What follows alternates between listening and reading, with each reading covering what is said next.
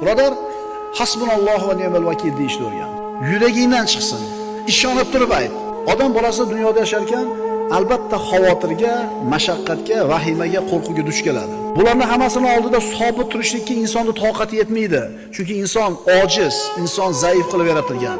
Shuning uchun birodar, agar qiylangan bo'lsang hayotda, mashaqqatlar ezib tashlagan bo'lsa, dod devorgin kelayotgan bo'lsa, shu muammodan chiqishni xohlaysanmi?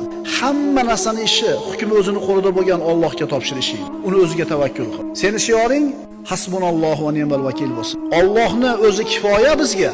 U vakillikka o'ta loyiq. Puling ozayib ketdi, davlating kamayib ketdi, qarzga botib qolding. Hasbunallohu va ni'mal vakillik. Ishing yurishmayapti, qayoqqa borsang eshiklar yopiq. Hasbunallohu va ni'mal vakil degan. Dushmanlarda xavotir ko'payib ketdi, taqdir, tuhmatlar ko'payib ketdi. Hasbunallohu va ni'mal vakil degan.